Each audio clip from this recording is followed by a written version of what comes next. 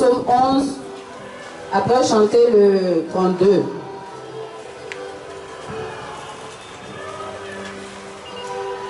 Au chef des chantres, psaume de David. C'est dans l'Éternel que je cherche un refuge. Comment pouvez-vous me dire, fuis dans vos montagnes comme un oiseau? Car voici les méchants bandent l'arc. Ils ajustent leurs flèches sur la corde pour tirer dans l'ombre sur ceux dont le cœur est droit. Quand les fondements sont renversés, le juste, que ferait-il? L'Éternel est dans son saint temple. L'Éternel a son trône dans les cieux. Ses yeux regardent. Ses paupières sondent les fils de l'homme. L'Éternel sonde le juste. Il hait le méchant et celui qui se plaît à la violence. Il fait pleuvoir sur les méchants des charbons, du feu et du soufre. Un vent brûlant, c'est le calice qu'ils ont en partage. Car l'Éternel est juste, il aime la justice. Les hommes droits contemplent sa face. Amen. 32.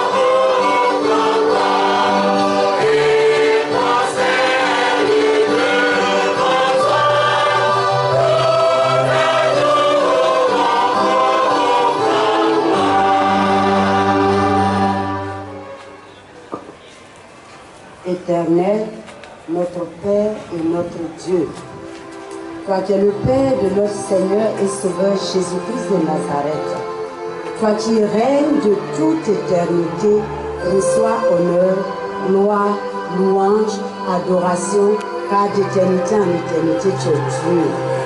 Voici tes enfants qui sont là ce matin pour toi. Répands ton Saint-Esprit sur toute cette assemblée. Descends au milieu de ton peuple et bénis-nous au nom puissant de Jésus, ton Fils bien-aimé. J'ai prié. Amen.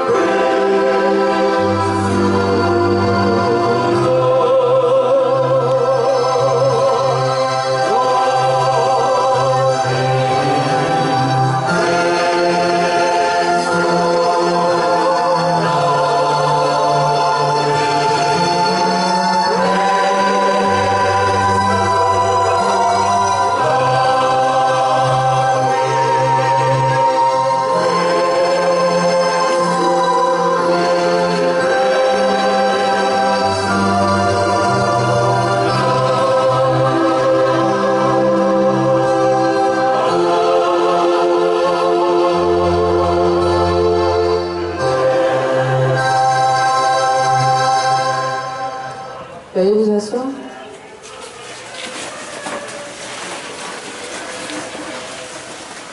La direction du culte va m'avoir ce matin souhaite un chaleureux aquabar à tout un chacun de nous.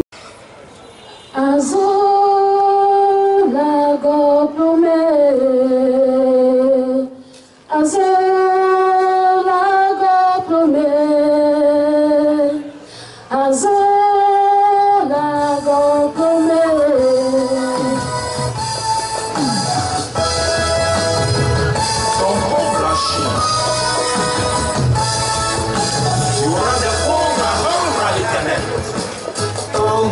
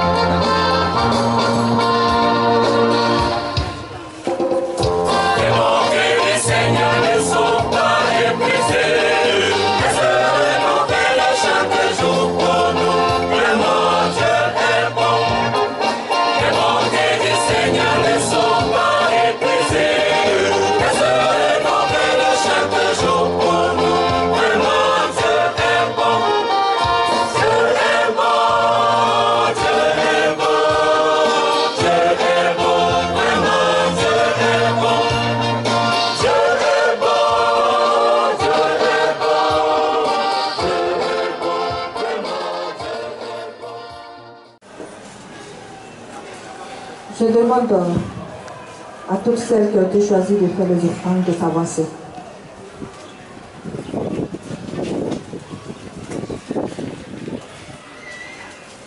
C'est le moment des offrandes.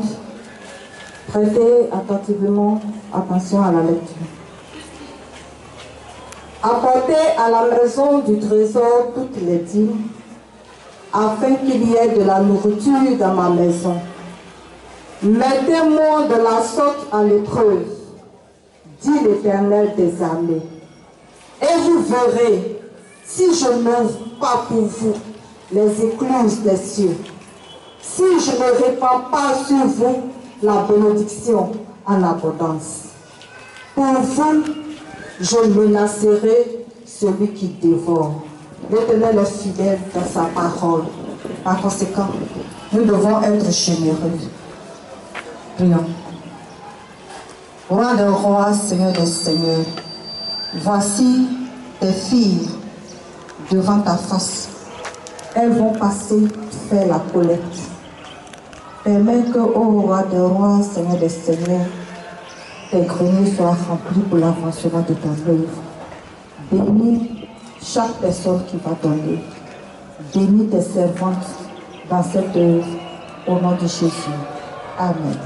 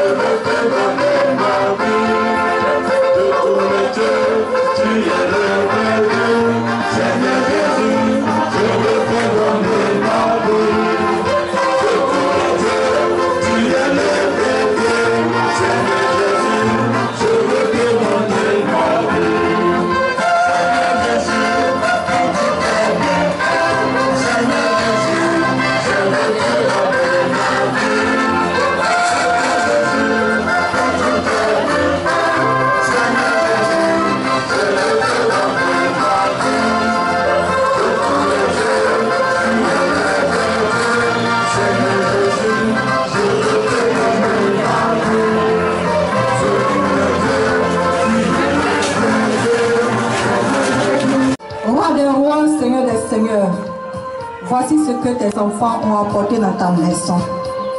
C'est sur la base de ta parole, Seigneur. Tu as dit d'apporter dans ta maison et tu vas menacer le dévoreur. Et tu vas ouvrir pour nous les écluses des cieux. C'est parce que nous avons cru en cela que nous avons apporté. Maintenant, ô roi des rois, agis dans la vie de tes enfants et permets que les portes qui sont fermées s'ouvrent. Ceux qui cherchent du travail, trouvent du travail pour qu'ils puissent t'apporter davantage.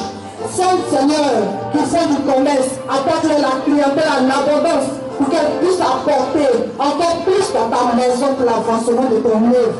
Ceux qui attendent une promotion, Seigneur, agis puissamment pour que le roi des rois puisse avoir cette promotion. Père, ceux qui n'ont pas pu donner parce qu'ils n'ont rien, Seigneur, ce n'est pas pour la gloire de ton nom. Agis dans leur vie pour qu'ils aient aussi la joie de donner dans ta maison. Merci de bénir tous tes enfants. Merci, ô roi des rois, que sois béni à jamais d'éternité en éternité au nom de Jésus. Amen. Devant le trône du Dieu Tout-Puissant.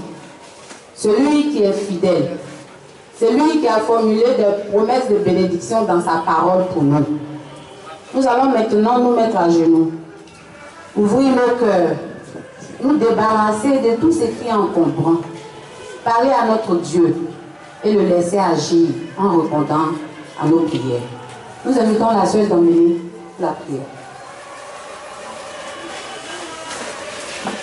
Nous allons nous mettre à genoux pour la prière.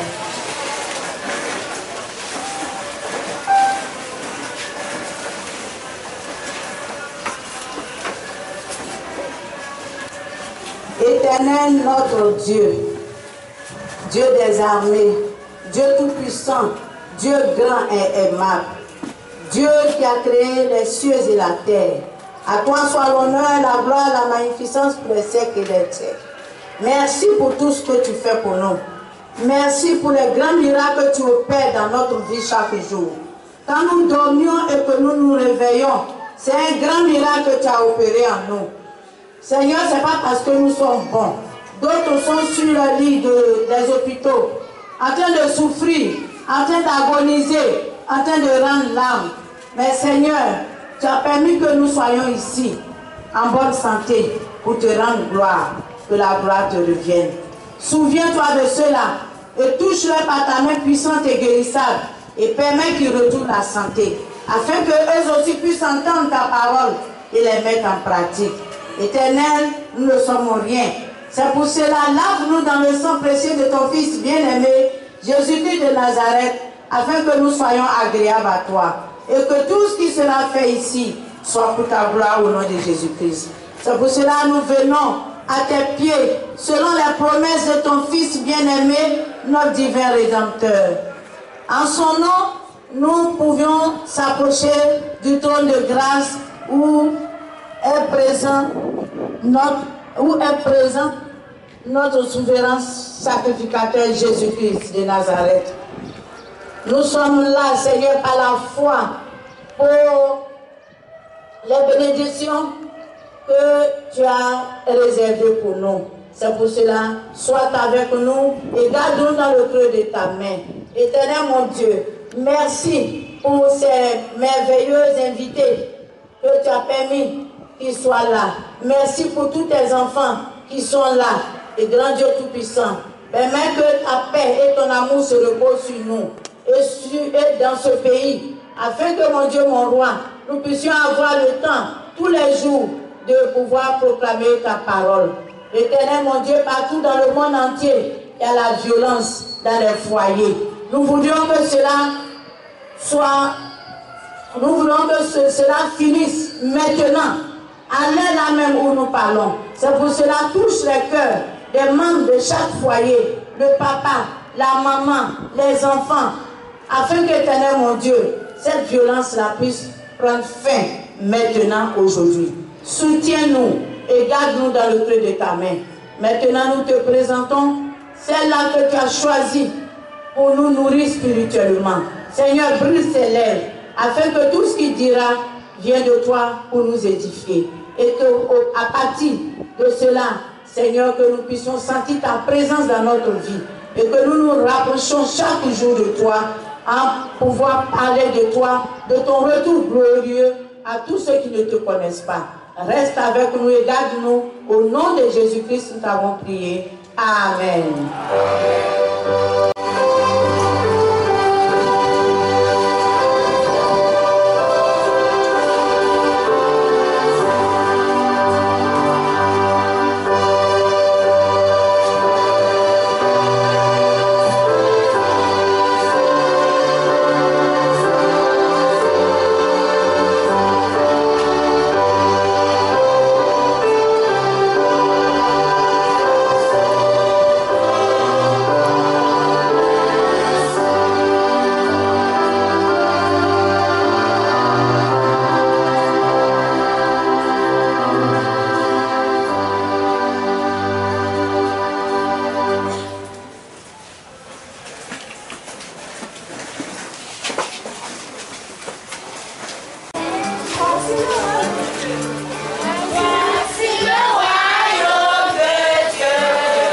Est à ceux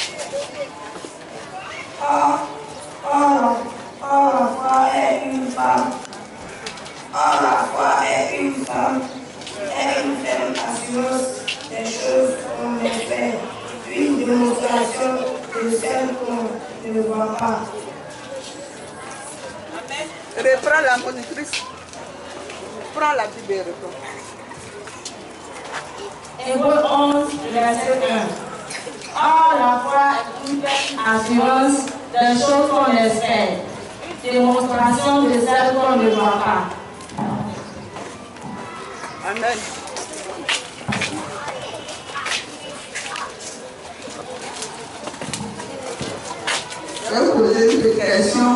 Celle-là, le mot celle-là, c'est mis pourquoi? Dans le texte. Or, la foi est une ferme assurance des choses qu'on espère, une démonstration de celles qu'on ne voit pas. Celui qui explique là dans le texte, celle-là, c'est mis pourquoi ici. Les deux, c'est bon. Dans son message, c'est mis pour les choses. Donc, on a dit, or, la foi est une ferme assurance des choses qu'on espère, une démonstration des choses qu'on ne voit pas.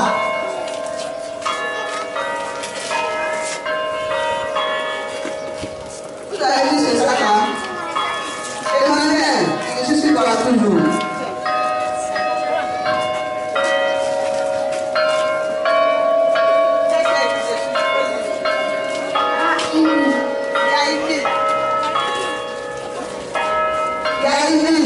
C'est le nom d'une boutique qui fait des chemises. Donc c'est son emballage qui est là. Donc certainement il y a des chemises là dedans, n'est-ce pas? C'est pour trouver la couleur de la chemise, je lui fais cadeau, il va offrir à son repas. Il va donner la couleur de la chemise. Une chemise bleue. C'est une chemise bleue. Qui d'autre? C'est une chemise verte. C'est une chemise verte. On va se prendre de ça. Donc on va essayer de faire sortir la chemise. Ça c'est quoi? Gel de quoi? Pour nettoyer la main. Et ça? De l'eau. Comment on appelle l'eau là? C'est écrit quoi? C'est pas ouais, il lit ce qui est écrit dessus. Eau céleste. Eau céleste, voilà, c'est une marque d'eau.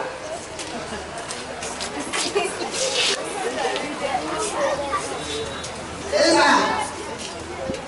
C'est encore? C'est encore eau céleste. D'accord.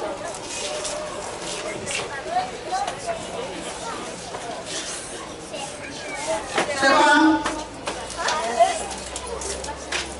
Un sachet. Un sachet. Donc finalement, il n'y a rien.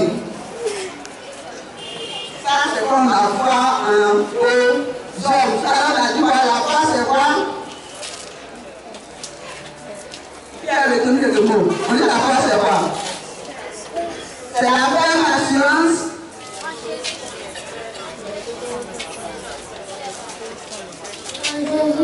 Angélique, ça c'est bon. Voilà. Alors, est-ce que vous voyez Jésus? Il est peut-être ça a confiance en lui, non? Tout à l'heure, il dit que tu vas avoir l'entrée en sixième. Pourquoi tu es sûr? Pourquoi tu es sûr? Parce que je la vois en Jésus. Voilà. Amen. Amen. Il n'a pas foi à sa chemise. Sinon, il va découvrir ça. C'est échec. Donc, si on a foi en Dieu, même si on ne le voit pas, dans n'importe quelle situation, sachant que Dieu, il nous aime, il va résoudre nos problèmes. C'est ça la foi.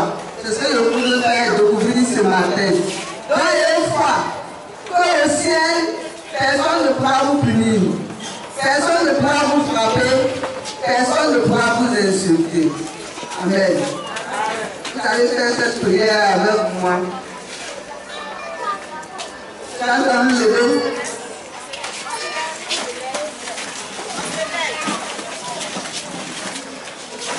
on dit prière, donc personne ne parle. Vous fermez les yeux, on ne voit pas de l'eau, déposez le sachet d'eau. Cher Jésus, nous voulons avoir foi en toi. Enseigne-nous à croire en toi. Et à te faire confiance. Même si nous ne te voyons pas. Amen. Seigneur vous bénisse. Bon travail.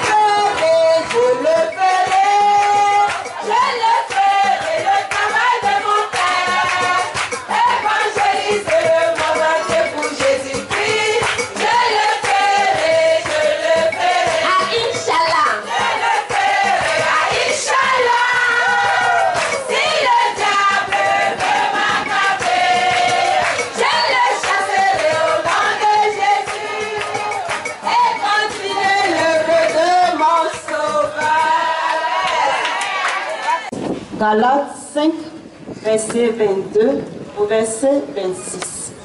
Et je lis.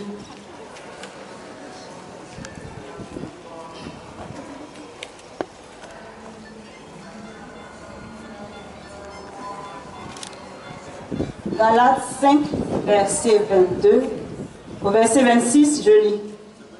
Mais le fruit de l'esprit, c'est l'amour, la joie, la paix, la patience, la bonté, la bénignité, la fidélité, la douceur, la tempérance. La loi n'est pas contre ces choses. Ceux qui sont à Jésus-Christ ont crucifié la chair avec ses passions et ses désirs. Si nous vivons par l'esprit, marchons aussi selon l'esprit. Ne cherchons pas une vaine gloire en nous provoquant les uns les autres, en nous portant envie les uns aux autres. Amen. Veuillez vous asseoir. Chorale.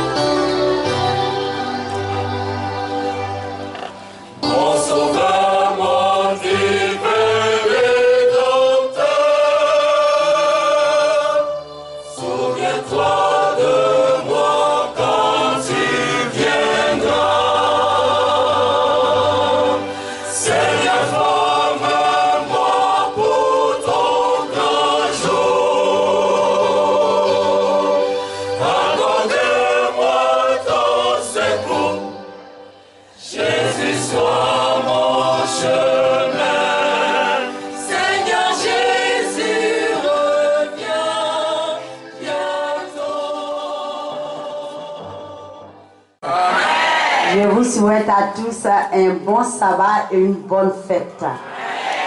Je suis contente d'être là ce matin. Et ce qui nous rassemble est tellement important, très important. Simplement parce que tous les jours, nous sommes assaillis par la violence. Dès que tu sors de ta maison, tu assistes à de nombreuses scènes de violence, à des paroles de violence. Tu montes dans un taxi, le premier mot que tu entends, c'est bâtard. Ça me fait frissonner. C'est quoi ça? Ma bière.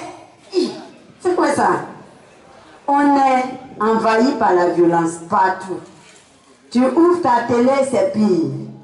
Tu vas titrologuer, c'est pire. Alors on se demande bien où est-ce qu'on est. Quand c'est pas un monsieur qui a battu sa femme à mort, c'est des enfants qui sont tués sans état d'âme. Ce sont des femmes qui sont violées dans leur propre maison. Et la liste est tellement longue. Et les faits sont tellement courants qu'il faut bien qu'on s'arrête un jour. Et qu'on dise non. En tant qu'Église, si nous nous taisons, nous devenons coupables devant Dieu. Et ce qui nous rassemble, c'est que même dans nos familles chrétiennes, adventistes, la violence règne. Ce matin, nous allons parler de liberté dans les relations. Les relations entre les membres d'une famille, mais aussi les relations avec les autres. Parce que le christianisme est une question de relation et non de religion. Nous sommes en relation avec Dieu, que nous ne voyons pas. Mais le test pour que les autres sachent que nous avons rencontré ce Dieu puissant et invisible, c'est dans nos relations avec les autres, ceux qui vivent dans notre environnement. Et Dieu est bon, Dieu est puissant. Là où nous sommes impuissants, faibles et limités, nous adorons un Dieu invisible, tout puissant et capable de changer les donnes. Et c'est cela que nous sommes là ce matin, à ses pieds pour l'écouter, parce qu'il a de sages conseils dans ce merveilleux livre. Pour que si nos relations ne sont pas saines et libres, désormais, à partir des conseils que nous allons recevoir ce matin, tout cela puisse changer. Amen. Nous allons incliner les têtes et prier. Notre Père et notre Dieu, tu nous as appelés à accomplir de bonnes œuvres pour ta gloire. Et alors que nous étions au nombre des violents de ce monde, tu nous as tirés de notre vaine manière de vivre. Et tu nous as donné Jésus-Christ et son Saint-Esprit, afin que l'impact qu'ils ont sur nos vies puisse nous transformer, afin que nous soyons des apôtres de paix et des agneaux doux comme Jésus l'a été. Ce matin, nous reconnaissons qu'il y a en nous-mêmes beaucoup de violences qui ont besoin d'être anéanties et effacées. Et nous voulons à tes pieds venir apprendre. Viens et parle au cœur de chacun d'entre nous, afin que plus jamais la violence ne règne ni dans nos vies, ni dans nos familles et foyers, ni autour de nous. C'est possible, nous pouvons le faire par la grâce de Jésus-Christ, notre Seigneur et Sauveur, que nous avons prié. Amen. Amen. Alors, nous allons reprendre notre passage, si vous voulez bien, dans Galates 5. Ceux qui ont lu, c'est bon, c'est 11,83. Le verset 22 dit ceci. Mais le fruit de l'esprit, c'est l'amour, la joie, la paix, la patience, la bonté, la bénignité, la fidélité, la douceur, la tempérance. Et la loi n'est pas contre ces choses. Ceux qui sont à Jésus-Christ ont crucifié la chair avec ses passions et ses désirs. Si nous vivons par l'esprit, marchons aussi selon l'esprit. Ne cherchons pas une vaine gloire en nous provoquant les uns les autres, en nous portant envie les uns aux autres. C'est une lettre de Paul aux Galates. Et la thématique, c'est l'amour. Paul nous rappelle simplement qu'en tant que chrétiens, lorsque nous devenons chrétiens, nous revêtons une nouvelle nature. Et une nouvelle loi s'inscrit en nous. C'est la loi de l'amour. Mais avant cela, nous ne la connaissions pas. Et cette loi, nous pouvons la vivre et la pratiquer par le Saint-Esprit, indispensable, compagnon du chrétien. Et donc, lorsque nous devenons chrétiens, nous devenons une nouvelle créature. Et nous sommes capables de faire ce que nous ne pouvions pas faire autrefois. Être capables d'aimer. Car l'amour, c'est l'accomplissement de la loi. L'amour peut bannir la violence. Et c'est à cela que nous sommes appelés. Alors, si nous n'avons pas une relation intime avec le Saint-Esprit, nous sommes incapables d'agir et de vivre comme Christ. Ce n'est même pas possible. Et c'est pour cela que chaque jour, nous avons besoin de réclamer le Saint-Esprit dans nos vies. Lorsque Paul parle, il nous demande de vivre par la foi en Jésus-Christ et de vivre par l'Esprit de Dieu qui agit en nous et qui nous rend capables d'accomplir de bonnes œuvres et d'aimer et de pratiquer la justice et la fidélité. C'est très important. Mais lorsque, en tant que chrétiens adventistes, nous examinons nos vies, est-ce que nous ressemblons à Jésus? Sincèrement, quand chacun s'examine, est-ce que tu peux dire je ressemble à Jésus? Quelquefois, on se voit très loin encore. Mais il y a de l'espoir, n'est-ce pas? Il y a beaucoup d'espoir. Quand on parle de violence, il y a ceux qui abusent et ceux qui sont les victimes. Et malheureusement, je prends le cas qui nous concerne, nous sommes chrétiens. Et nous sommes dans nos familles chrétiennes. Et malheureusement, il y a des abuseurs dans les familles chrétiennes. Et il y a des victimes dans les familles chrétiennes. Et malheureusement, on s'appuie sur la Bible pour justifier quelquefois nos actes de violence. Mais le pire, c'est que des personnes de bonne foi, s'il vous plaît, de bonnes intentions aussi, utilisent mal la Bible pour amener les victimes à accepter la violence continue dans leur foyer et dans leur famille. C'est dangereux et mortel de mal utiliser la Bible.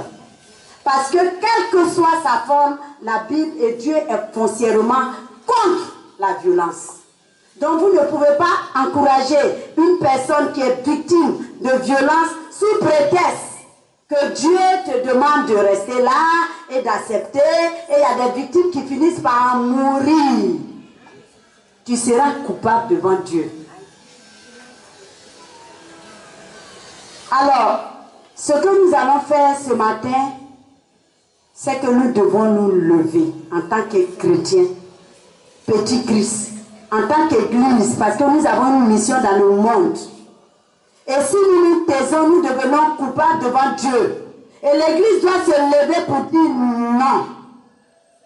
Indignant, nous ne sommes pas anglais, nous allons dire ça en français.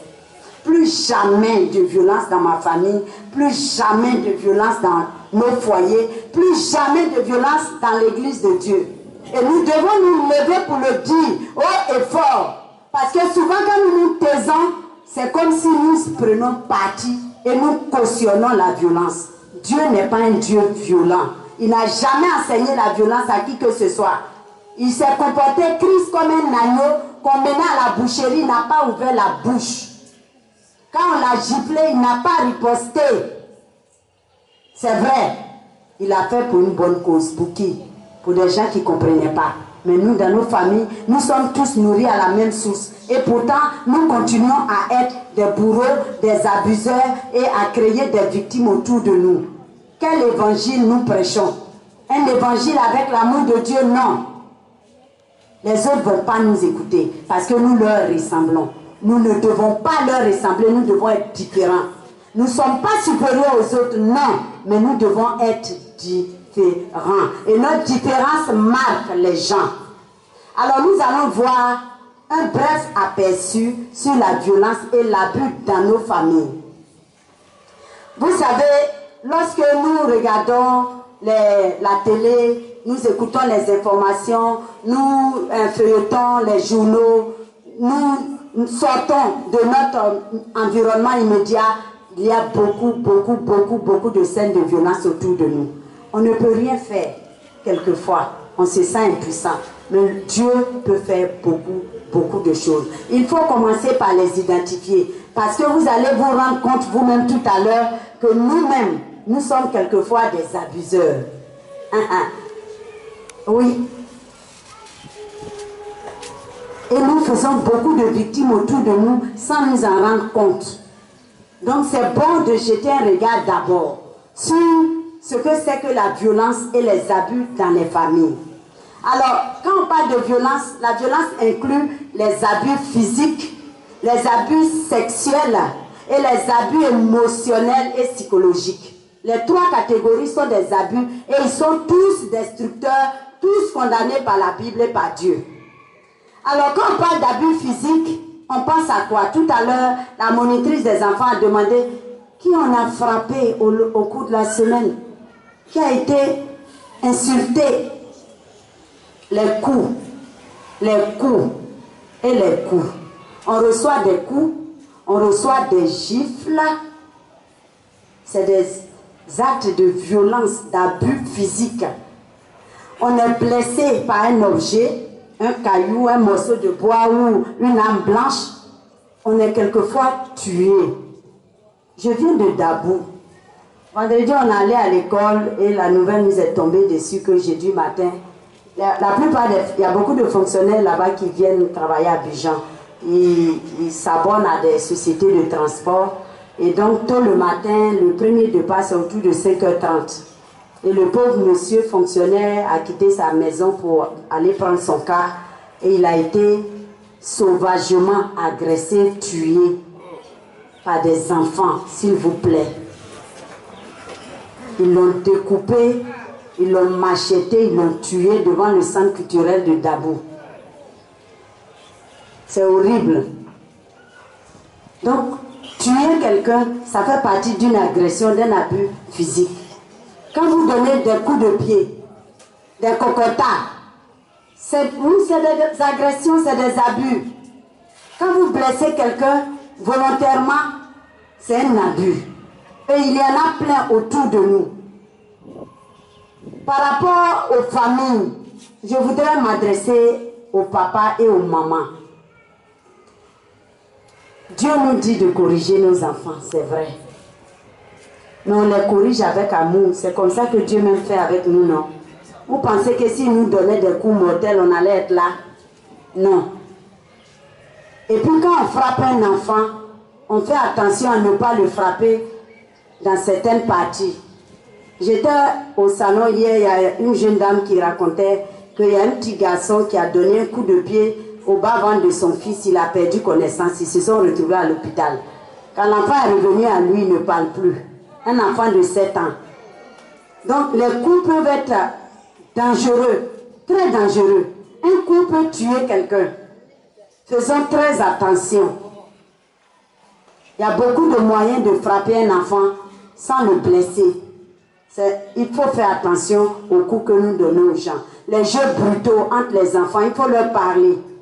Parce qu'un enfant peut tuer par inadvertance son petit compagnon tout simplement à cause des jeux brutaux. C'est dangereux. Nous passons maintenant aux abus sexuels. Ça, c'est la pire même des abus. C'est vrai. Ça consiste à quoi? Parce que quelquefois, on pense directement à l'acte sexuel. Non. Lorsqu'on porte des remarques verbales un peu inappropriées sur les gens, c'est pas bon. C'est une agression de ton intégrité physique. C'est pas bon. on peut faire des remarques, apprécier une personne sans dépasser certaines limites. Et moi, personnellement, j'aime pas qu'un garçon fasse des remarques sur moi, d'une certaine manière. Non, sincèrement, je suis montée une fois dans un taxi et c'est devenu par là. Parce que le monsieur, je n'aime pas ça me plaît pas. Donc, sans aller plus loin, mais les remarques verbales, simplement, ça te donne un sentiment de honte. Vous comprenez? Et ça, quand tu es féminin ou de l'autre côté, peu importe, et que tu sens ça dans ton intégrité, c'est une agression. Il faut refuser ça. Parce que souvent, ça commence par là pour les jeunes filles. Vous rencontrez des inconnus qui commencent à vous apprécier d'une certaine manière, et quand vous les laissez faire, ils vont plus loin. Arrêtez-les, que monsieur, je n'aime pas ça. Dites-lui que vous n'appréciez pas ça. Vous êtes une belle créature, Dieu l'a dit, ça suffit. Parce que ça commence comme ça et puis on te fait glisser. Et donc en dehors des remarques verbales, il y a le viol. Je n'ai pas envie d'aller dans les détails, mais j'ai regardé un documentaire sur la guerre au Congo, je vous assure que c'est horrible, c'est terrible. On ne peut même pas souhaiter ça à son ennemi. Là-bas, les soldats ont utilisé le viol comme une arme de guerre. Ils rentrent dans les villages et ils violent les femmes. Ils les violent au point où l'appareil génital féminin et l'anus se croisent. On appelle ça les pistules pour les médecins. Tu es là et puis le pupille descend parce qu'il n'y a plus de frein entre les deux. Et leurs vies sont gâchées. Il faut des chirurgies qui coûtent cher. Ces pauvres femmes vont les trouver où quand leurs maris ont été tués dans la guerre. Quelquefois, c'est des petites filles qui subissent ça. Le viol est un abus sexuel. Et ses conséquences, on va les voir tout à l'heure. Il y a aussi des attentats à la pudeur, des attouchements. Des grandes personnes font ça sur des enfants. Et l'inceste. Ça, c'est comme on est dans les familles. Oui, l'inceste. C'est lorsqu'on a des relations sexuelles de parenté. Des tontons qui couchent avec des nièces et des frères qui couchent avec des sœurs. C'est des abominations. C'est des abus sexuels. Dieu est contre ces choses-là. L'abus émotionnel, c'est invisible, mais c'est aussi dangereux que l'abus physique. Parce que ce n'est pas une blessure visible pour dire qu'elle est profonde, qu'il faut chercher tel antibiotique pour soigner. Ça ne se voit pas et ça ronge de l'intérieur comme un cancer. L'abus émotionnel ça se traduit par des comportements dégradants et humiliants pour la personne. C'est des injures. On t'insulte et ça fait très mal. On te dit des choses que tu n'aurais jamais voulu entendre. Et quand ça vient de personnes que vous aimez, je vous assure que ça vous marque à vie. Quand ce ne sont pas des menaces quelquefois. Dans la famille, il y a des gens qui menacent d'autres. Et ces personnes vivent dans la peur et dans la hantise. C'est dangereux. C'est quelquefois des langages obscènes. Des paroles vraiment sales. Comme je disais, tu montes dans un tas. Bâtard, tu n'as pas vu le feu, c'est quoi ça? Et quelquefois aussi, c'est plus insolite. C'est la négligence. C'est l'isolement. Et ça, c'est des choses qui se passent dans les foyers, c'est pas joli à voir. Dans des foyers chrétiens, hélas, oui, hélas. On tape une semaine, on ne se parle pas. Et ça agit aussi bien sur l'homme que sur la femme. Et croyez-moi, celui qui siffle dans la maison pour faire croire qu'il s'en fout, parce que toi tu souffres, il souffre autant que toi. Parce que vous êtes des êtres sociaux qui êtes amenés à communiquer. Et qu'est-ce qui peut faire que vous puissiez vous isoler et faire quarantaine? On ne se parle pas. La négligence. L'autre n'existe pas. C'est frustrant. C'est blessant. L'autre aspect aussi, c'est une trop grande possessivité. Quand tu as l'impression que tu n'es pas libre, c'est grave. Et dans les foyers, dans les familles, ça existe. c'est l'homme qui possède la femme ou c'est la femme qui possède l'homme, tu ne te sens pas libre. Tu es en prison dans ton propre foyer. C'est infernal. L'autre aspect, c'est les privations des ressources économiques. Ça, c'est un abus émotionnel. Comme je suis fâchée, je ne sors pas de popote. Et comme je suis fâchée, je ne donnerai pas d'argent. On ne mangera pas ici. Et comme je suis fâchée aussi, je ne prépare pas. Même si on m'a donné de l'argent. Écoutez, tout ceci n'est pas joli à voir. En tout cas, on ne devrait pas trouver ça au milieu de nous. Maintenant, qui abuse et qui est victime, qui est abusé? En fait, quand on entend son envie de sortir du cadre chrétien pour aller chercher les abuseurs au dehors. Oh, écoutez, abuseur ou victime, il n'y a pas de profil précis. Tous, autant que nous sommes soit des abuseurs, soit des victimes. Parce que l'abuseur, c'est l'homme, c'est la femme, c'est l'enfant, quelquefois, s'il vous plaît. Il y a des enfants qui jouent avec leurs parents quand ils savent que ses parents, la mère par exemple, a une faiblesse pour eux. J'ai discuté avec ma patronne à propos de son fils unique. Elle a eu la charge de l'élever et Emmanuel fait la loi sur sa maman. Et elle pleure. Je vous assure qu'elle pleure. J'ai dit, mais madame, tu as laissé faire. Tu as laissé faire. Maintenant, il est l'abuseur. Il n'est même pas ton mari et c'est lui qui te commande. Ça, c'est pas normal. Attends. Donc, enfant, femme, homme, on peut être des abuseurs. Situation socio-professionnelle. A dit, c'est le pauvre petit ouvrier parce que son patron lui crie trop dessus la journée. Toute la journée, quand il arrive, il veut se décharger sur la femme et les enfants. Mais non. Et que ce soit l'ouvrier, que ce soit le chef d'entreprise, que ce soit le médecin ou le juge, que ce soit l'avocat, le ministre ou le président, que ce soit le pasteur ou l'homme de Dieu, il peut être un abuseur qui use la violence dans sa maison.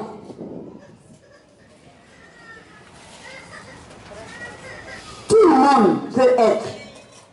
On a parlé de violence adressée aux femmes, aux enfants. Mais il y a des hommes qui vivent le martyre dans leur propre maison, dans leur foyer parce qu'une femme fait la loi. Et elle s'est fait appeler chrétienne quelquefois. Mon Dieu! Elle allait dénoncer son mari ou sa femme pour violence conjugale. Et pourtant, et ça fait des frustrations, et ça fait des victimes, même dans l'église. Nous sommes tous interpellés. Tous autant que nous sommes. Parce que les conséquences sont dramatiques. Lorsque les enfants assistent à des scènes de violence régulières au foyer, dans la maison, vous savez quel impact ça a sur eux? C'est terrible. Pour ceux qui ont fait la psychopéda, vous voyez combien de fois demain vous êtes en train de former un abuseur, un homme violent, peut-être même un criminel, parce qu'à force de l'exercer, il va finir par tuer. Un matin, je sors de chez moi et ma voisine me salue. Elle me dépasse rapidement. Je n'ai pas compris, j'ai pensé qu'elle était certainement pressée. Et je reviens du travail, je la croise. L'œil droit est... Oh là là, mon Dieu. Je n'ai pas osé lui demander. Mais les enfants m'ont dit, ah mais maman, tu dors. Mais hier, depuis 1h du matin jusqu'à 4h, nous on n'a pas dormi. Tout était mélangé chez les voisins là-bas, que le voisin frappait sa femme. Oh là là. Et ils ont un petit garçon, je vous assure. Lorsque j'entends ma voisine crier sur son fils, j'étais obligée d'aller la voir. Il va m'imbécile, maudit. Au début, comme je ne savais pas qu'il y avait un problème comme ça avec son mari, j'étais blessée. Je ne savais pas comment lui parler, je ne sais pas comment elle va réagir. Elle n'est pas chrétienne. Qu'est-ce que je lui dis? Et si elle se fâche? Donc j'ai gardé pour moi, mais un jour je ne pouvais pas. J'ai dit, ma chérie, je peux te parler. Et puis je l'ai appelé de côté. J'ai dit, pardon, il ne faut pas te fâcher. Mais souvent je t'entends avec mon petit chou là. Vraiment, ce que tu sens là, c'est trop fort. C'est un petit garçon, tu sais. Tu peux utiliser beaucoup d'autres procédés pour l'amener. Mais les injures là, c'est pas bon parce que tu penses que c'est un enfant, mais il emmagasine tout et il va grandir avec, il va vouloir décharger ça sur quelqu'un d'autre. Tu es en train de former quelqu'un de violent. Mais après, quand j'ai compris. Si le père comme ça, la mère décharge toute la charge sur l'enfant. Et l'enfant va décharger demain sur quelqu'un, ça c'est sûr. Donc vous voyez comment ça va à la chaîne et c'est dangereux. C'est ça que nous sommes interpellés. Même les paroles que nous prononçons, surtout que Dieu a dit, il amènera à jugement même nos paroles. Quand je pense à ça, quand j'entends bataille imbécile, je dis mon frère, tu as besoin de lui dire ça. Même s'il a déconné, tu te tais et puis tu avances. Parce que si Dieu écrit tous ces conneries qu'on dit là, mon Dieu, les livres au ciel sont remplis de bêtises qui vont nous condamner. Et donc nous faisons attention. Les conséquences, c'est la dépression. Vous voyez des hommes ou des femmes dans leur foyer. Aujourd'hui, on parle de hypertension. Mais c'est des maladies liées à nos émotions. Et on a abusé, et on a abusé. Et on est stressé, et on est chargé. Et on garde tout ça pour nous seuls. Parce que je ne peux pas en parler à ma soeur d'église, peut-être elle va leur répondre ça là-bas. Et donc on garde tout, et on est déprimé, et on finit par, ce sont des maladies. Les maladies, oui, les maladies, la santé devient précaire, les filles et les garçons, en grandissant, deviennent soit des victimes, soit des abuseurs. Et d'autres conséquences, c'est la mort. Là, tu n'as pas d'autre choix. Alors, quand tu regardes la plupart de ces faits, tu te dis où on est, dans quel monde sommes-nous, qu'est-ce qu'on va devenir. Gloire soit rendue à Jésus parce qu'il y a de l'espoir. Il y a de l'espoir parce que Dieu a conçu un modèle divin pour des relations saines. Et c'est ce que nous allons voir maintenant. Nous allons revenir rapidement sur notre passage qui parle d'amour. Alors, nous savons que la Bible présente un modèle de relation parfaite. Dans la Trinité, Dieu le Père, Dieu le Fils, Dieu le Saint-Esprit sont un. Quel accord parfait! Vous allez me dire, mais nous, des êtres imparfaits, comment on peut avoir ce type de relation? Nous pouvons l'avoir par la grâce de Dieu. Parce que c'est sa volonté que nous puissions entretenir les uns avec les autres des relations saines et pures pour que le monde sache que nous avons en nous quelque chose de grand, quelque chose de différent. Donc c'est possible, n'est-ce pas? Amen. Alors, nous allons analyser dans la Bible 4 éléments essentiels. Si vous ne retenez rien de ce message, retenez ces 4 éléments en allant chez vous à la maison. Et s'il y a des problèmes dans vos relations en famille, au foyer ou avec les relations avec les autres, alors essayez d'arranger cela très rapidement. C'est possible avec les secrets que la Bible nous fournit maintenant. Donc il y a dans la Bible 4 éléments de base essentiels à des relations saines pour une vraie liberté dans nos relations. Il y a d'abord, le premier élément, c'est l'alliance. Le deuxième, c'est la grâce. Le troisième, c'est la valorisation. Et puis, 4e élément que nous allons voir ensemble, c'est l'intimité. Alors, nous commençons par l'alliance. Le premier élément qui procure la liberté dans les relations, c'est l'alliance. Nous lisons Genèse 17. Genèse 17, versets 1 à 8. Nous savons que à l'origine, Dieu a tissé alliance premièrement avec Noé et après avec Abraham. Et l'alliance avec Abraham s'est étendue à sa postérité, c'est-à-dire avec Israël, pour devenir une alliance éternelle qui dure jusqu'aujourd'hui. Nous sommes dans cette alliance parce que nous sommes un fils et fille d'Abraham, n'est-ce pas? Ok. Et dans Genèse 17, verset 1 à 8 que je lis. Lorsqu'Abraham fut âgé de 90 ans, l'Éternel apparut à Abraham et lui dit: je suis le Dieu Tout-Puissant. Marche devant ma face et sois intègre. J'établirai mon alliance entre moi et toi et je te multiplierai à l'infini. Abraham tomba sur sa face et Dieu lui parla en disant: voici mon alliance que je fais avec toi. Tu deviendras père d'une multitude de nations. On ne t'appellera plus Abraham, mais ton nom sera Abraham. Car je te rends père d'une multitude de nations. Je te rendrai fécond à l'infini. Je ferai de toi des nations et des rois sortiront de toi. J'établirai mon alliance entre moi et toi et tes descendants après toi, selon leur génération. Ce sera une alliance perpétuelle en vertu de laquelle je serai ton Dieu et celui de ta postérité après toi. Verset 8. Je te donnerai et à tes descendants après toi le pays que tu habites comme étranger, tout le pays de Canaan en possession perpétuelle, je serai leur Dieu. Voici une alliance éternelle que Dieu établit avec Abraham. Alors qu'est-ce que nous entendons par alliance? En hébreu, alliance veut dire accord. Et la meilleure définition biblique de l'accord, de cet accord, c'est le mariage. Que Dieu lui-même a institué. Quand vous lisez, et c'est un accord précieux aux yeux de Dieu. Et c'est pourquoi, si nous voulons combattre la violence, c'est d'abord à partir de la cellule familiale que nous pouvons commencer pour gagner le monde entier. Parce que si dans nos petites cellules, il y a de la violence, on sort avec ça. Mais si chaque cellule familiale enseigne à l'enfant grandissant la douceur et à bâtir des relations saines, nous allons réduire le nombre, tout simplement. Et notre témoignage sera tellement grand que les autres à côté auront envie de faire comme nous. Sans parole, nous pouvons les gagner à l'évangile. Par une vie de douceur, de bonté, de maîtrise de soi. Amen.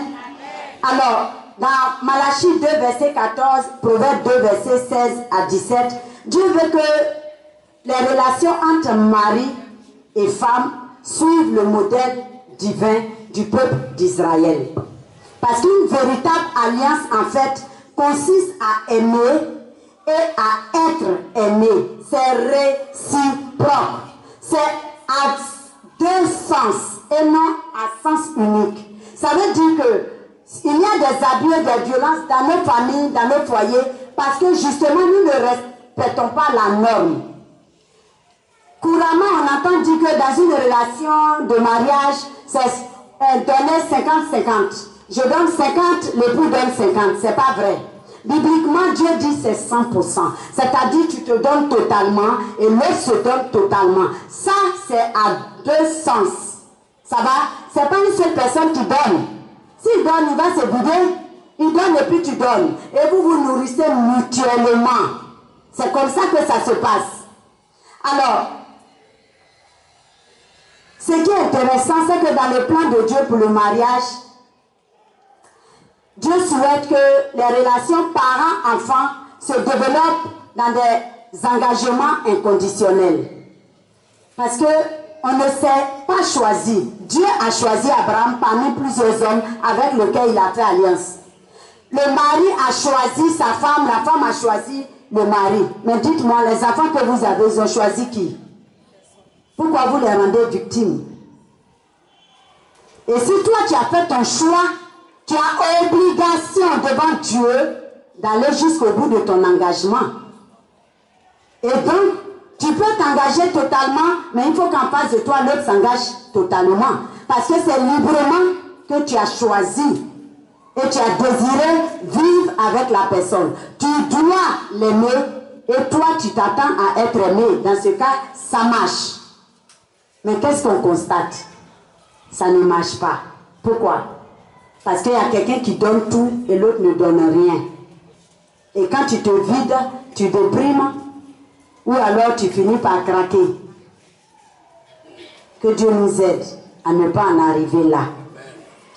Le deuxième élément, c'est dans Matthieu 6, verset 15. C'est la grâce. La grâce, c'est un grand mot. Quand tu deviens chrétien et que tu comprends le sens de ce mot, tu te dis, je ne mérite pas d'être où je suis. Oh Dieu, que tu aies jeté ton regard favorable sur moi par pure grâce. Et cette grâce que nous recevons de Dieu, nous devons aussi partager ça avec les autres. À travers un mot que nous connaissons bien, le pardon. Nous lisons Matthieu 6, verset 15, rapidement. Matthieu 6, le verset 15, dit ceci. Mais, je vais monter au verset 14, s'il vous plaît. Si vous pardonnez aux hommes leurs offenses, votre Père Céleste vous pardonnera aussi. Mais, si vous ne pardonnez pas aux hommes, votre Père ne vous pardonnera pas non plus vos offenses. Le deuxième élément pour établir des relations saines et libres, c'est la grâce ou le pardon. Cette grâce consiste à pardonner et à être pardonné en retour. Parce que plus autant que nous sommes, nous faisons des erreurs. Et si tu fais des erreurs, alors tu devais être capable de pardonner les erreurs des autres. Sinon, on ne peut pas vivre. C'est même pas possible. Mais en réalité, ce que nous devons comprendre, c'est que si j'offre ma grâce à celui que j'ai décidé d'aimer et avec qui j'ai choisi d'être en relation, c'est pour que demain, moi aussi, quand je vais réclamer grâce, je puisse l'obtenir. C'est le principe le plus simple qui existe. Parce que très souvent, nous entendons, je ne peux jamais pardonner. Il faut dire, je ne veux pas pardonner. Parce que pardonner est une décision, c'est un choix. Mais j'allais dire, en tant que chrétien, ce n'est même pas une question de choix, ni d'option. C'est une nécessité vitale. Parce que quand tu as compris le processus du pardon pour toi, de Dieu envers toi, tu vas pardonner. Dans la Bible, il y a tellement d'histoires. Quand tu dois 1 million à quelqu'un et que tu lui donnes un délai d'1 an, qu'au bout de 2 ans, tu ne payes pas, il vient t'arrêter pour te jeter en prison, que tu verses toutes les larmes de ton corps et que la personne a compassion, pitié de toi, il te fait grâce. Et qu'au sortir de là, quelqu'un te doit seulement 2000. Tu l'arrêtes et tu jettes toute sa famille en prison. Ça, ce n'est pas de la grâce, ça. On t'a fait grâcer toi. Maintenant, ce n'est pas là le plus grave. Parce qu'en réalité, quand nous ne pardonnons pas, qu'est-ce qui se passe? Nous portons sur nous un fardeau. Tu portes sur toi un fardeau. Tu portes sur toi un poids. C'est vrai. Parce que ça te détruit toi-même. C'est un cancer silencieux qui va finir par te tuer. Mais pire, c'est que tu fermes toutes les portes de la bénédiction dans ta relation avec Dieu. Il faut évacuer parce que celui qui t'a blessé, il a oublié. Quand tu le rencontres, tu lui dis, tu es serré, il est parti s'il se souvient de ce qu'il t'a fait. Mais pourquoi tu as porté ça sur toi quand lui-même il s'en fout? Il continue de vivre, il grossit, et toi tu maigris, et puis il prospère, et puis toi, toutes les portes de la bénédiction te sont fermées parce que tu refuses de libérer. Mais la troisième raison que je vais vous donner, c'est que, attendez, de vous à moi, quand quelqu'un, vous êtes enfant de Dieu, quand quelqu'un vous touche là, vous pensez que Dieu ne voit pas? Vous pensez que Dieu qui vous aime là, il ne voit pas ça? Il voit. Il voit. Prenez la personne, recommandez-la entre les mains du Dieu vivant. Vous allez voir ce que Dieu va lui faire. Mais tant que tu continues de faire ton palabre, Dieu fait quoi? Il dit, vas-y ma fille, comme tu peux te battre, vas-y. Et tu ne peux rien faire. Qu'est-ce que tu peux bien faire à la personne? Si ce n'est d'entretenir la rancœur, la colère qui te ronge, qui te donne des ulcères d'estomac et des hypertensions. Attends, évacue. Évacue simplement et puis tu vas voir. Ce n'est pas un signe de faiblesse. Le pardon, c'est pour les forts. C'est pour les forts. Sérieusement, c'est pour les forts parce que ce n'est pas facile de pardonner. Et c'est ça que Dieu dit. Quand tu pardonnes, Dieu dit, le bien que tu fais là, je transforme ça en charbon ardent et puis je déverse sur la tête de ton ennemi. Ça ne vous réjouit pas? Mais pourquoi vous allez garder la gangrène dans votre corps? Il faut pardonner. Si tu veux être pardonné. Le principe est aussi simple que ça. Chaque fois que c'est trop dur pour toi, souviens-toi. Moi, je n'ai jamais blessé quelqu'un. J'ai demandé pardon, mais c'est que la personne ne m'a pas pardonné. Et ça te fait du mal. Donc, libère-toi. Le troisième élément, c'est la valorisation. Nous lisons 1 Corinthiens 13, versets 4 à 6. La valorisation. Quand on va finir de lire, vous allez comprendre ce que c'est. La valorisation, c'est 1 Corinthiens 13, le verset 4 à 6 que je lis. La charité est patiente, elle est pleine de bonté, la charité n'est point envieuse, la charité ne se vante point, elle ne s'enfle point d'orgueil, elle ne fait rien de malhonnête, elle ne cherche point son intérêt. Elle ne s'irrite point, elle ne soupçonne pas le mal, elle ne se réjouit point de l'injustice, mais elle se réjouit de la vérité. L'élément qui nous importe, elle ne cherche point son intérêt. Dans les relations, que ce soit mari et femme, ou les relations parents et enfants, les relations frères et sœurs en Christ, les relations amis et collègues, il y a quelque chose d'important que vous devez privilégier, c'est de faire en sorte que vous voyez le vis-à-vis au-dessus de vous. Parce que tout ce qui crée les problèmes, c'est moi d'abord. Et moi. Et moi. Et moi. Si Jésus avait dit et moi, il serait resté dans son ciel de gloire et nous serions encore dans les entrailles de Satan en train de vivre l'oppression, n'est-ce pas? Il s'est oublié. Dans une relation, quelquefois accepter d'être en bas pour que ça marche. Ça ne veut pas dire que tu te laisses piétiner. Quand tu le fais et que l'autre en face, parce qu'en fait c'est pour lui apporter une leçon. Mais quand il ne comprend pas, quelquefois, il faut lui montrer que ce n'est pas par bêtise. Ce n'est pas parce que tu es inintelligent. Mais tu veux lui enseigner quelque chose qu'il est trop borné pour ne pas comprendre. Et quelquefois, tu te lèves et puis tu dis non. C'est très important. J'étais étudiante, j'ai une amie que j'aimais beaucoup, très Octavie. Et puis on va au cours le matin, je passais, elle est très paresseuse. Quelquefois, je l'arrivais, c'est la même pas passée, on est en retard. Mais on s'entend bien, on mange ensemble, on fait tout. Mais quand on fait les devoirs et que les notes arrivent, quand elle a de bonnes notes, spontanément je la félicitais. Je cherchais même à comprendre avec ma copine ce qui a marché chez elle, ce qui n'a pas marché chez moi. Mais quand c'est le contraire, je vous assure, Octavie va me bouder pendant une semaine.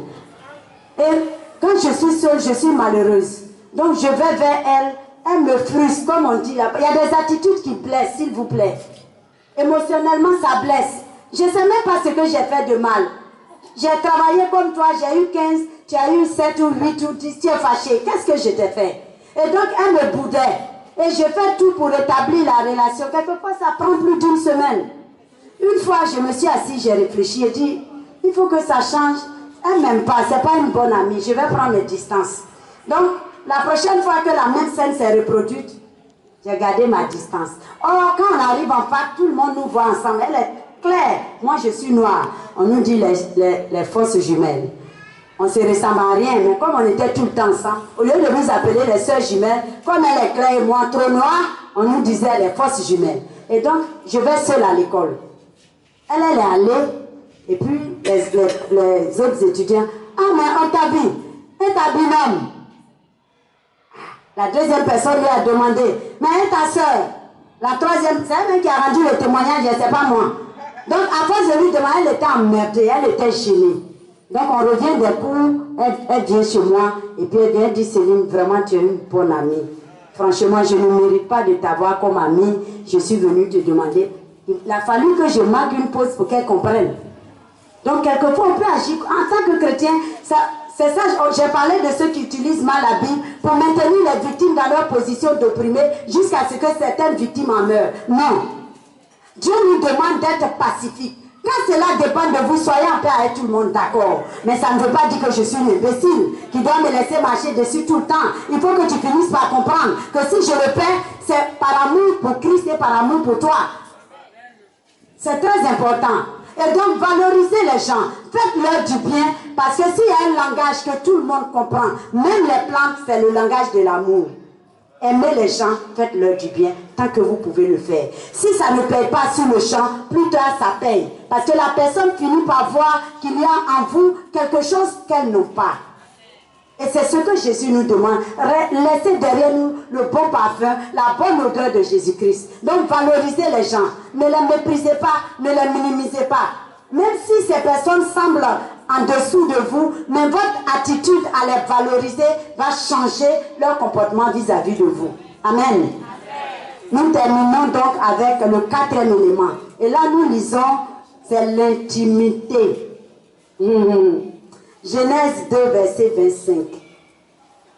Genèse 2, verset 25. L'intimité. Si je devais trouver un synonyme à intimité, selon la compréhension que j'ai eue de ce texte, c'est la communication. Elle est indispensable dans une relation saine et libre. Genèse 2, verset 25 dit ceci. C'est un texte que nous connaissons très bien. L'homme et sa femme étaient tous deux nus et ils n'en avaient point honte. C'est le modèle parfait du mariage dans la Bible, n'est-ce pas? Parce que ça, c'était bien avant la chute. On ne se cachait rien. Mais dès que le péché est rentré entre l'homme et la femme, l'homme a commencé à accuser la femme a commencé à accuser le serpent, ok, et c'est parti.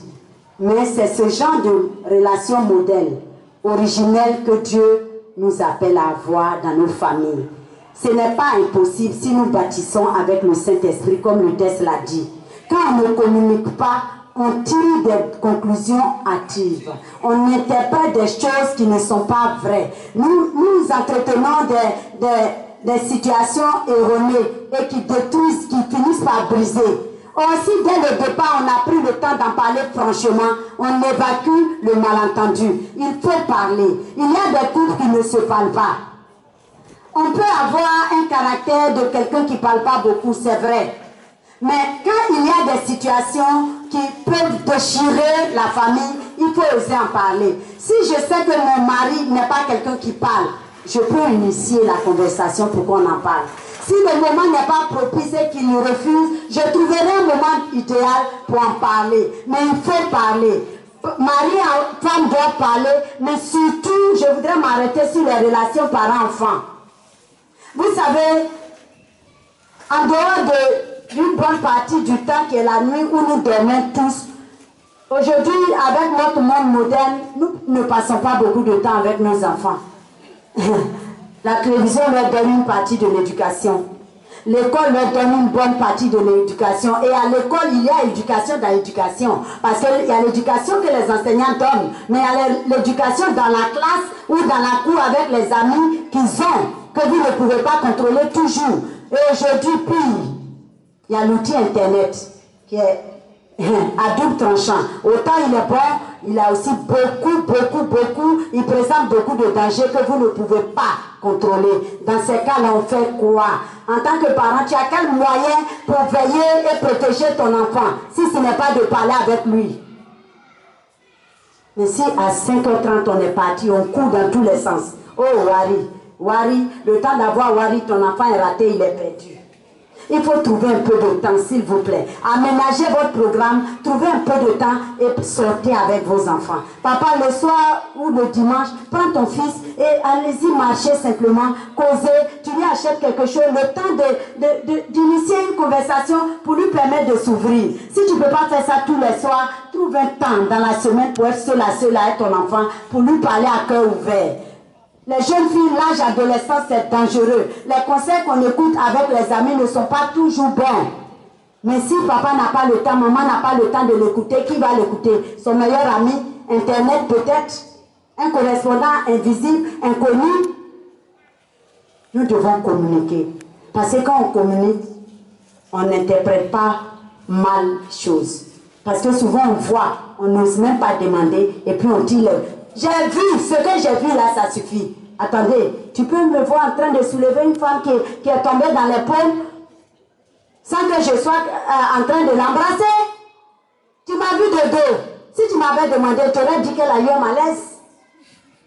C'est ça. Regardez quel problème on fait souvent dans nos familles pour des petits détails où il suffisait simplement de demander. Et on fait le gâchis.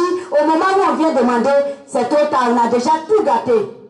On aurait pu demander dès le départ, ça aurait dissipé le malentendu et puis l'harmonie serait venue. Quand il n'y a pas d'harmonie dans nos maisons, les anges de Dieu nous fuient, l'Esprit de Dieu nous fuit, la bénédiction aussi nous fuit et la paix des cœurs n'est pas là. Que Dieu nous aide. 4 éléments. Entrer en véritable alliance avec nos proches dans nos relations. Utilisez constamment la grâce toute suffisante de Dieu que Christ nous a donnée, partageons-la avec les autres. Valorisons les personnes qui sont en face de nous, même si c'est des enfants, même si c'est nos serviteurs, nos ouvriers, nos boys dans la maison. Parce que c'est comme ça que vous allez les toucher avec le message d'amour de Dieu. Parce qu'il n'y a qu'un seul message qui est dans ce livre, l'amour, c'est l'accomplissement de la loi. Si tu aimes, tu n'as pas besoin de voler, de mentir, de tuer, de commettre adultère. Parce que l'amour bannit tout ça. Et puis enfin, enfin l'intimité, communiquer. Relation mari-femme avec les enfants, entre nous copains, copines, il faut se parler. Quand on se parle, on résout beaucoup de problèmes. Donc, ne soyons ni des abuseurs, ni des victimes dans nos familles. Et si quelqu'un se reconnaît dans ce message ce matin, si quelqu'un sait que quelque chose...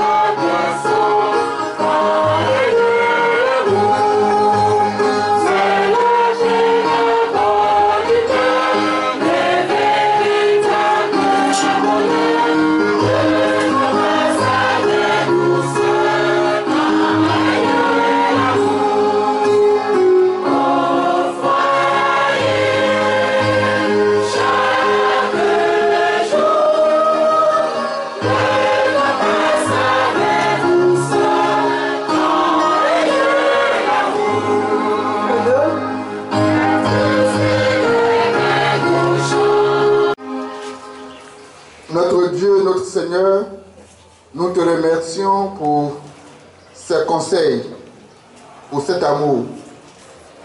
Tu veux faire de nous un peuple particulier, un peuple mis à part, un peuple rempli d'amour. Merci, Papa. Nous reconnaissons qu'assez souvent, nous n'avons pas eu d'amour les uns envers les autres. Assez souvent, nous avons été violents les uns envers les autres. Nous te demandons pardon pour toutes ces fautes commises. Seigneur, pardonne-nous. Alors que chacun a reçu sa portion à travers ta parole, donne-nous le Saint-Esprit pour que nous puissions être à mesure de corriger nos erreurs, pour que nous puissions baigner dans l'amour et que le monde, en nous voyant, contemple ton amour, car ton amour triomphe du monde. Permets que, grâce à cet amour, nous puissions triompher du monde. Merci pour le MIFEM qui a organisé ce programme. Bénis la directrice nationale avec sa famille. Bénis toutes ses collaboratrices. Tu connais celles qui ont travaillé d'arrache-pied pour ce programme. Seigneur, prends soin de leurs propres affaires personnelles et enrichis-les. Merci pour la messagère. Merci pour tout le monde. Bénis le reste du programme. Nous t'avons prié et remercié au nom de Jésus-Christ. Amen. Je prends le micro pour, au nom du MIFEM national, au bureau du MIFEM, dire merci à M. Didier Venance, le fondateur de cet établissement. Hier nuit, Sergia m'a appelé à une heure assez difficile pour dire qu'il y avait un dernier problème à résoudre. J'ai pris mon téléphone, j'ai appelé M. Didier et il a dit, pasteur, j'ai compris, vous pouvez venir à l'école pour faire tout ce que vous voulez faire comme programme. Donc, au nom de toutes les sœurs, au nom du MIFEM, je voulais dire merci à M. Didier Venance. Ce matin, j'ai demandé, il n'était pas au bureau, mais tous ceux qui peuvent le rencontrer, nous lui disons infiniment merci pour la compréhension qu'il a eue pour que cet événement ait lieu. Que Dieu puisse le bénir, lui et sa famille, ainsi que l'établissement sur lequel il règne. Merci beaucoup. Merci, pasteur.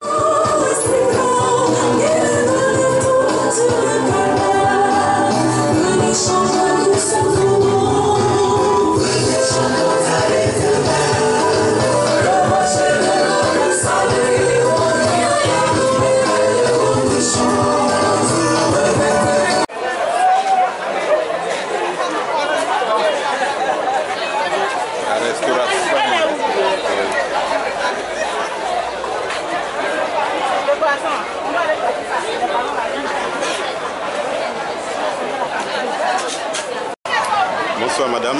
Bonsoir. Pouvez-vous vous présenter? Je suis Isia Adolphine, la directrice nationale des femmes adventistes en Côte d'Ivoire. Quel est l'objectif de cette manifestation? Oui, aujourd'hui nous célébrons la journée de lutte contre les violences faites aux femmes et aux enfants. C'est pour sensibiliser la population et à pouvoir mettre fin aux violences faites aux femmes et aux enfants. Et cette journée s'intitule End It Now, qui veut dire en français arrêtez ça maintenant, ou ça suffit maintenant, ou bien mettons-y fin. Donc les femmes adventistes en Côte d'Ivoire lancent un cri à tout le peuple ivoirien et dans le monde entier qu'ensemble, nous puissions mettre fin aux violences aux femmes et aux enfants. Ceci pour porter au haut notre appartenance à Jésus qui dit que nous devons vivre dans l'amour. Parce que de plus en plus, les femmes souffrent. Même si en Côte d'Ivoire, il y a des cas que nous ne voyons pas, mais dans certains pays, la violence commence à gagner de l'ampleur. Nous citons par exemple en Inde, en Afrique du Sud et aux États-Unis. Donc les femmes adventistes aujourd'hui, ensemble sont unies pour dire non à la violence faite aux femmes et aux enfants. Je vous remercie. Merci. En tout cas, nous avons assisté à une première partie très intéressante. Je suis tenté aussi de vous demander si vous avez encore des perspectives. Oui, nous le faisons chaque année. Et nous sommes à la 3e édition. Nous allons toujours le faire tant que la violence va perdurer. Et lorsque nous allons constater qu'il n'y a plus de violence, que nous vivons dans un monde en paix, alors nous allons arrêter notre bataille. En tout cas, merci beaucoup, madame. Nous allons nous tenir tous debout pour la prière finale et après quoi nous allons danser au son de la fanfare. Nous nous tenons debout, s'il vous plaît. Notre Seigneur, notre Dieu, merci infiniment. Merci Seigneur pour ce que tu as permis, pour ce que tu as réalisé, pour la gloire de ton nom. Un combat prend fin. Des femmes qui ont lutté se sont privées de certaines choses pour la gloire de ton nom. Nous n'avons rien à leur donner, mais comme Pierre et Jean disaient aux paralytiques qui étaient assis à la porte du temple, ce que nous avons, nous n'avons ni or ni argent, mais nous leur offrons Jésus-Christ, afin que le Maître puisse leur faire valoir, parce qu'elles ont du prix aux yeux de Dieu. Merci pour les efforts consentis. Merci pour les sacrifices. Merci pour les brouilles. Mais merci pour la capacité que leur a donnée de remonter tout cela. C'était pour un succès pour ce jour. Tu les as honorés, Seigneur. Que chacune d'elles parte à la maison satisfaite. Que le devoir a été accompli avec succès. Seigneur, le combat est noble.